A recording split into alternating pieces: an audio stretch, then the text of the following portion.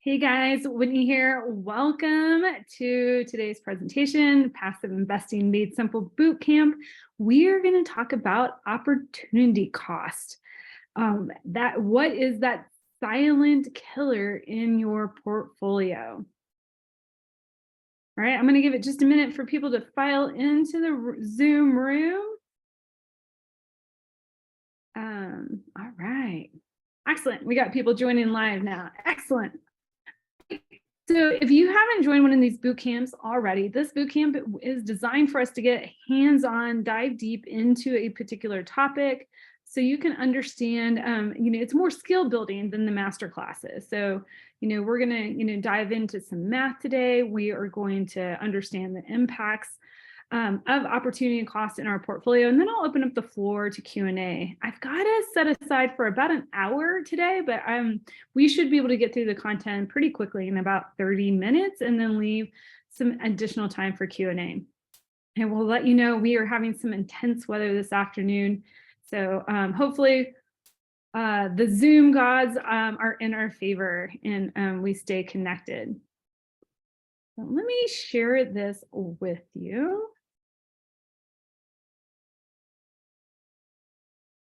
All right. So again, what we're talking about today is opportunity costs of not investing. And particularly, we're talking about real estate. But, this can be just investing in general. Now, you guys know me. I am a huge proponent of real estate, of passive real estate, because it hits those 7 wealth pillars.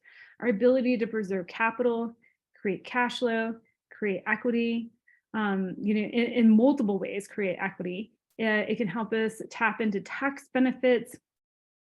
Also, we can take advantage of use of leverage, inflation hedging, and then also outsourcing our day-to-day operations to expert operators.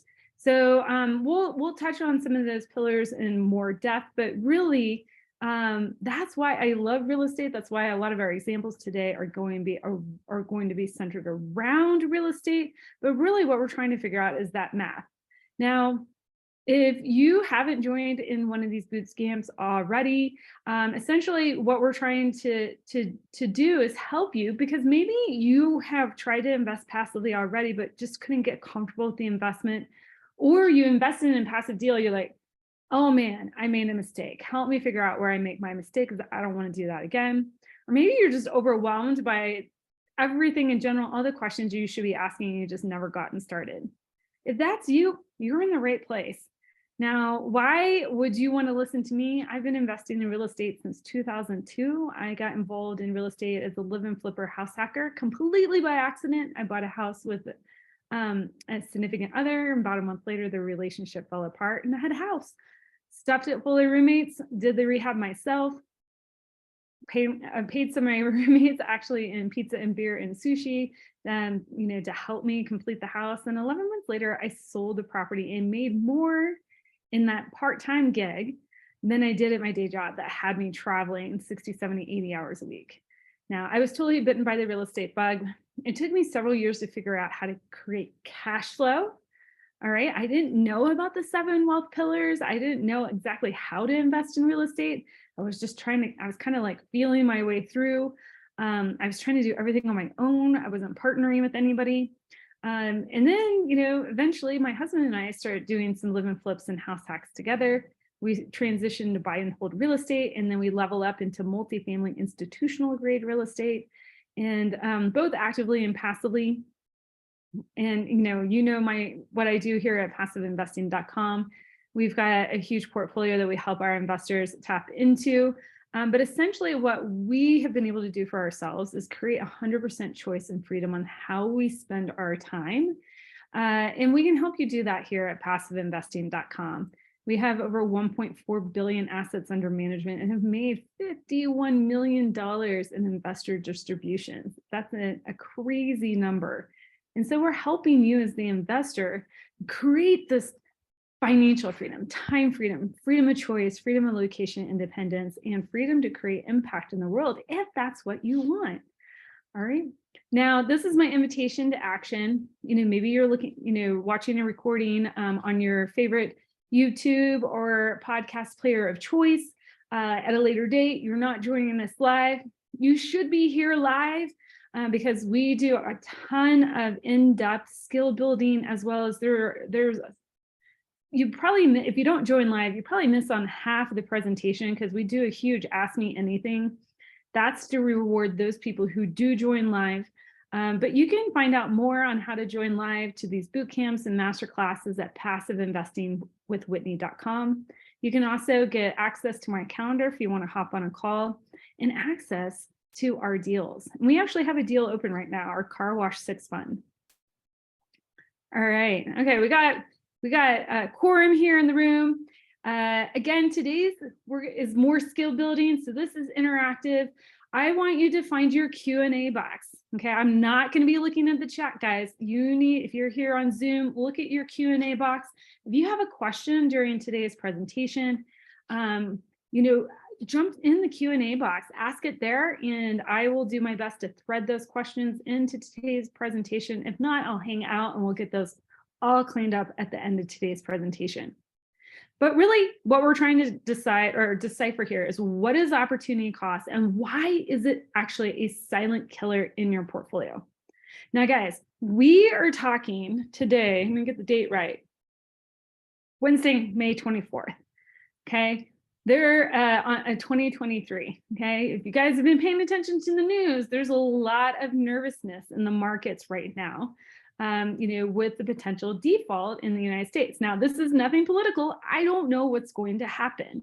However, I can tell you, I can, identify with a lot of our investors now more than ever of this nervousness. But this is why you want to be invested in core assets that do not move with the markets. A hard asset like real estate, like business, heck, maybe even a syndicated asset that's real estate and business tied together, right? And this is all the more reason why to get out of that nervousness of the market and have some diversification into a hard asset like real estate. All right, but and just investing in a hard asset doesn't take care of everything.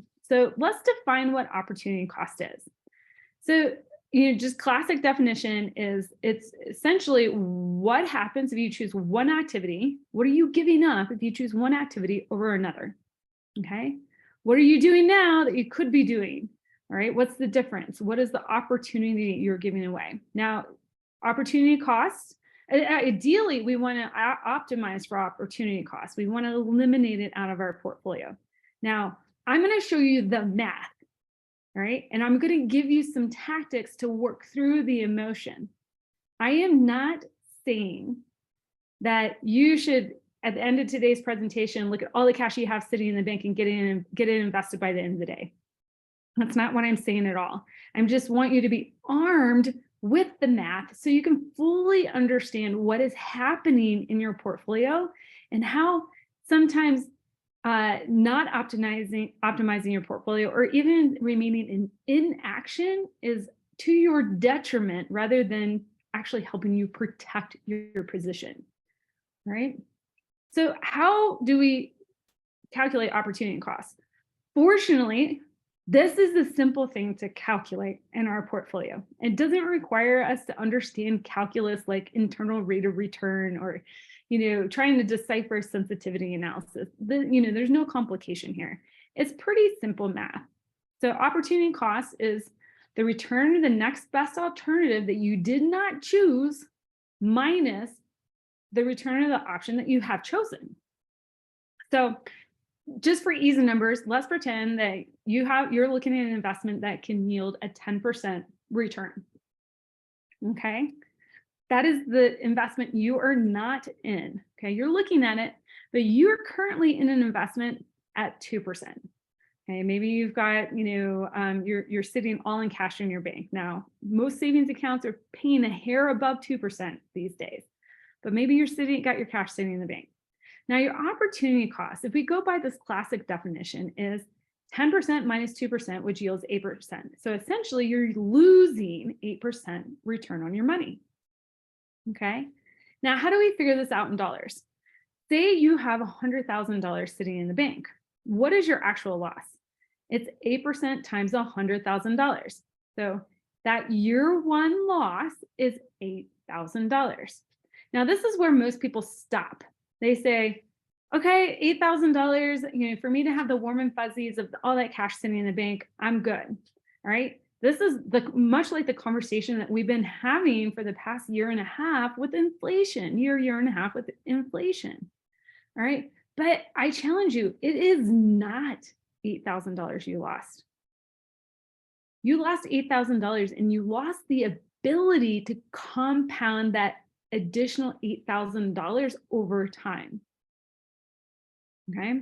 So I'm going to just let that, hang there for a second. So that $8,000 loss, okay, you lost $8,000 the first year, but you lost the ability to have that $8,000 compound at 10% over 29 years. So that's really $127,000 loss. Okay, so that's only if you missed it in 1 year. Let's say you wised up, or you figured out how to move through the fear, the hesitation, and you got into the subsequent years, and you're just like, okay, now I understand. I found an amazing operator. I got a great market and deal. I can now deploy this capital in my second year. Okay. All right. That first year loss was $127,000 compounded out over 30 years. But let's say you can continue to make the same mistake. And I'm going to use air quotes for mistake, because I have to recognize that there's a lot of emotion behind this too. Math only is real, but only tells part of the story. So let's just say you continue to commit the same opportunity cost annually for the next 29 years. Okay. I mean, you could be losing upwards to $500,000, not just the $127,000. Okay. This can be a real killer to people's portfolios. This is why, okay, I don't know. I know for me, when I was looking at other real estate investors that were investing, that they were continually to, accelerate their velocity money. And all of a sudden they hit this like hockey stick growth, right? And it just took off, right? Part of that might have been asset prices inflating, but some people I know in my life, they never have sold an asset. They just hold on, and then they just hit this hockey stick curve. Okay, that's the miracle of compounding. And so essentially, this is taking our inaction, figuring out a way to work through it so we can start hitting that hockey stick growth of your own. All right. So I teased this at the beginning, right? It's not just about the math, right? The math is one piece of the puzzle. But once we understand that this opportunity cost is a silent killer in our portfolio, I would be remiss if I didn't hand you over a lens or a framework for you to look at moving from, either optimizing your portfolio into assets, or being able to get off the sidelines, get your cash off the sidelines and working for you. And this is a framework that I speak often about. I try to drill it home in everybody's heads, is investing for 7 principles of wealth building. Okay, the 7 pillars of wealth. Now there's 4 pillars and 3 rules that I abide by. Now, a lot of people are like, I want to use your checklist. How do you vet an operator, market, and deal? That'll get me there. That checklist is really vetting these 7 pillars and rules to make sure that every deal that you go into has these things shored up in it. So we're going to restart our 2-part series on how to vet operators, markets, and deals starting in June. Okay, we're going to deep dive into all the math and mechanics on how to essentially organize this massive potential checklist that you're working with, to really fully understand how that checklist really is helping you vet that all these things are present in any deal or with any operator you invest with. All right. So those pillars, if you guys, I should recap them again for people who are listening via podcast. The pillars are making sure every deal has capital preservation. All right, it's a hard asset. We've got great reserves, great management and capital expenditures. Pillar number 2, that has cash flow today in today's market. And I have the ability to manipulate that cash flow, not only to grow my equity, but also to protect my ability to compete into today's environment. All right. Number three, third pillar is equity growth. Now, guys, I'm just doing 30,000 foot quick view of this, but equity growth, how can I pull multiple levers in order to manipulate the equity growth of that particular asset? Tax benefits, how can I take advantage of depreciation, accelerated depreciation, 1031 exchanges? All right, those are accounting methods. All right, bonus depreciation is an incentive. We talk about that quite often as well. We'll have another episode on bonus depreciation in July. But how can I shore up that fourth wealth pillar of tax benefits? And then my three rules, it's got to be an asset to where I can lock in leverage and have inflation erode away the debt. Okay, that's the classical definition of inflation hedging. But moreover, isn't it an asset to where I can adjust the income and expenses and pass those through to the customer? Okay, help so they can help me defer some of those costs in return for me providing a service to them, right? And then number six, number rule or my rule or accelerator is smart use of leverage. That is more true now than ever in any part of the environment, investing environment we're in today. We have to be able to lock in smart leverage on any asset, making sure that, ideally fixed rate debt, but if it's not fixed rate, that if it's floating rate that has a cap, that the deal has been fully underwritten at that cap, okay? There's a few other parameters we want to consider there with leverage. And then rule number seven, I'll go ahead and kind of like tease it a little bit for you now, but is that operator, you have to be with an amazing operator. If you're the operator, that's fine. You need to be 100% knowledgeable of that investment class, of that market, ability to secure credit and lending, all of that. But if you're going to diversify your portfolio, then you need to find the best operators to invest with out there. All right, so we've just did a high level overview of the 7 pillars of wealth. We now understand how opportunity cost is calculated. Now let's start putting this together and taking a look at numbers, right? Because in our example in opportunity cost, we just looked at an example where we were losing 8%, but in reality, it is far more drastic in people's portfolios than that. Now, these numbers that you're looking here on screen, if you're looking at the right-hand column year to date, those were numbers pulled from September, okay? But this is why, people's portfolios are stumbling if you're still in cash, gold, crypto, or paper assets like stocks, bonds, and mutual funds. It's because those assets do not abide by all 7 pillars of wealth building. They might have 1, maybe 2 if you're lucky. All right. So that's why we're seeing huge volatility in these assets, right? That's why they bounce around. That's why right now they have they're more likely to return a negative return for you. Now, back in September, inflation was at 8.52%, gold was losing 2.4%, cryptocurrency was down 54% on the year, paper assets were the stock, S&P 500 was down 12%. Okay, those numbers have changed for us, but that's year over year date. So if it's already down and it's down a little bit more, we're losing at a compounding rate, right? Now, why, again, we talked about the 7 wealth pillars, and I'm just going to go really quickly through each one of the asset classes we do here at passiveinvesting.com. But what you see here on the screen, you should be looking for in any multifamily deal right now. Capital preservation, being in a market that is a growth market, you looking at, in order to protect your cash flow, be in assets that are core or core plus assets. Value add, there's a time and place in the market to do a value add strategy. Right now, you can get almost the same amount of return for a core plus asset as you can a value add asset. Why take on the extra business risk, okay, for that, all right? Now the market will change, okay? Now that we might look at additional value add asset strategies, all right? Equity growth, make sure any asset you go into in a multifamily has the ability to move rents to market rent, create operational efficiencies, and add additional streams of income to protect the equity. Make sure the asset is taking advantage of depreciation, accelerated depreciation, and 1031 exchanges. Okay. Moreover, make sure the operator is passing through those tax benefits to you as the investor at minimally pro rata.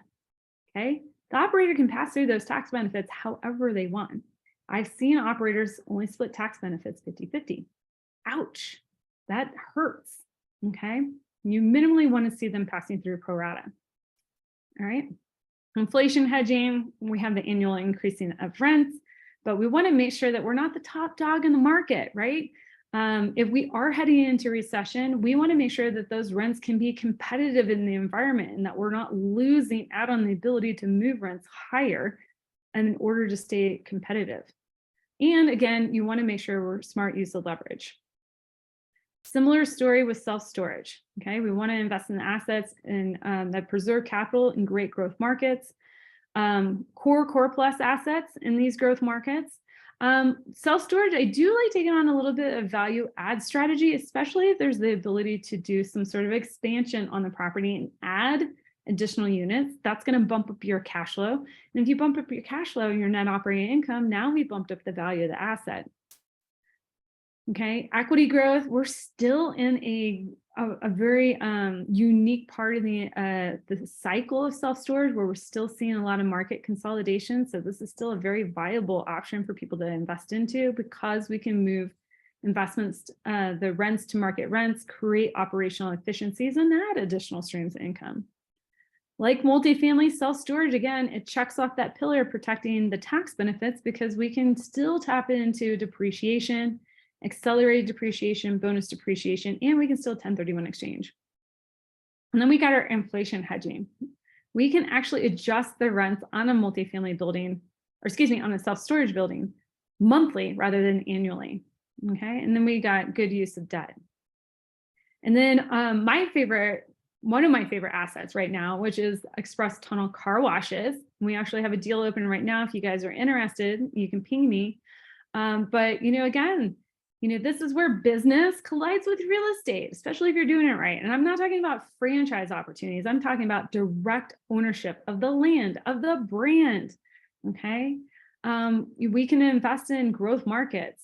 Okay. It's ideally that you own the land to protect that expense on your profit and loss statement. Cash flow, you can protect the cash flow on this asset by utilizing the express tunnel model to where we can get fairly infinite scale on this model, but moreover, move the client from a single pay situation to a monthly recurring revenue. We have opportunities for equity growth here, early market consolidation. We own the third-party management company, so we're getting to be a heavy player in the space. But moreover, when you invest in these type of assets, you get to boost the income, decrease the expenses, and add additional amenities, which can help shore up your income on the property. Tax benefits, express car washes throw off very high year one depreciation. And you can get, still take advantage of bonus and accelerated depreciation. All right. Now, again, the conversation today is around opportunity costs. But again, if I didn't show you the math, everybody would scramble to their portfolio and try to go find the highest yielding asset out there.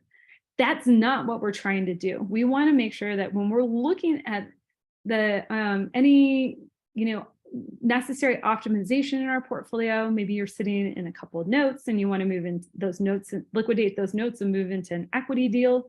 Or if you got cash sitting on the sideline that it's not deployed, we need to give you, again, that framework with the 7 pillars of wealth building and kind of help you orient to what to look for so you can deploy in a more safe manner in today's market. That way, if you're checking multiple of those 7 wealth pillar boxes, your money you are protecting your ability to earn a return on that investment, whether the market goes up, down, or sideways. All right, so let's take a look at the numbers. These were the numbers that I showed you earlier. Again, remember, we looked at our pillars, here, we've got our year-to-date performance. That was last September. All right. If I calculated the opportunity cost of sitting all in cash versus being deployed in a express car wash last September, you weren't losing $8,000 a month or $8,000 a year. If you weren't deployed, you were losing $28,000 a year.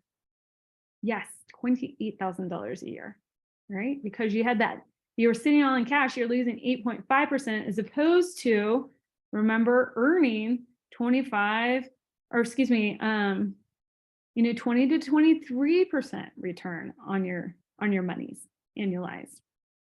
All right. But, inflation's kind of ticked down a little bit. The stock market's covered it a little bit. A lot of people are sitting there going, oh, I don't have to make these big, large moves right now. I say that's not true.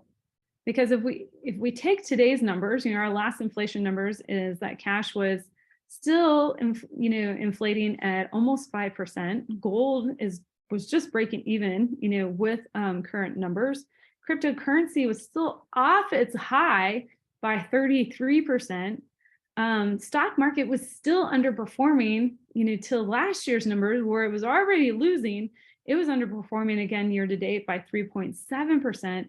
You still have an immense amount of opportunity cost potentially happening in your portfolio. So if you guys are watching live, again, if any of these boxes is highlighted in red, that says there's a loss happening.